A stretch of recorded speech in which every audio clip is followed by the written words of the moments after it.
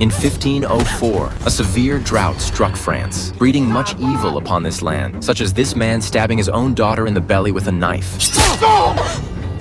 Là c'était entre le foie et le rein. La prochaine fois c'est dans la carotide.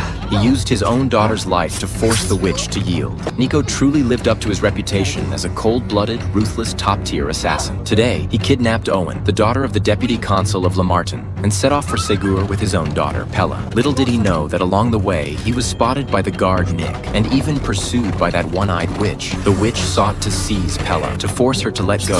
Nihu had no choice but to strike Pella viciously. Pella must hold great value for the witch, who dared not let her die. Thus, she allowed Nihu and his group to depart. Along the way, Nihu tended to Pella's wounds. His stab had been precise. Though the injury appeared severe, it was actually not life-threatening. The drought had drained the wide rivers, turning water sources into parched land. Nihuo and his companions hadn't traveled far before being surrounded by refugees. He knew that if they didn't hand over their horses, they would become the refugees' food.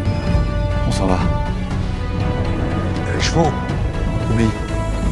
Sure enough, as soon as Nihuo and his group left, the refugees immediately slaughtered the horses for meat. Drought could turn people into monsters. Along the way, they saw many corpses. This was the work of an organization called the Penitents. The Penitents believed the prolonged drought stemmed from insufficient sacrifices, so they hunted down the less devout to offer to the heavens. Nihao and his companions struggled onward, beset not only by natural calamity, but also by the watchful eye of the one-eyed witch. When Nihao ventured alone to gather herbs for Pela, someone struck him down from behind. Upon waking, he found himself before Nick, a guard of Lamartine City. Nick intended to take him back for trial, unaware that without Nihuo's watch, Owen was constantly plotting an escape. Spotting her own men ahead, she rushed over seeking aid, only to find the witch there too. The witch commanded Owen to reveal Petta's whereabouts. When Owen refused, she...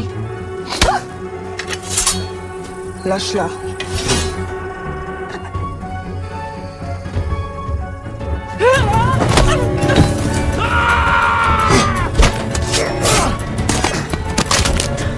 Owen regretted her actions. She hadn't expected the witch to be so powerful. The knife pierced her stomach, yet when the witch pulled it out, she seemed unharmed. No one here could match the witch's strength. Owen could only grab her skirt and flee the scene in a panic. She returned to Pela and the others, but hunger and thirst overtook them on the way. They had no choice but to seek help from the nearby village. Little did they know this village held even greater horrors. The village had long been overrun by the Penitents. One of their shaven-headed men took a liking to Owen. To break her, he not only cut off her hair, but also tried to drag her away to assault her. Fortunately, Nihao and Nick happened to be there too. They swiftly slipped into the crowd, and then...